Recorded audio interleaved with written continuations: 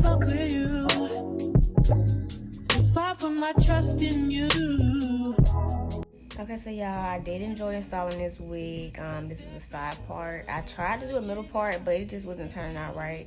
I didn't like what I did with the side of it and the parting, but I am getting better. So I hope y'all enjoyed this video. You're gonna learn how to do her own hair, period. I know I've been away.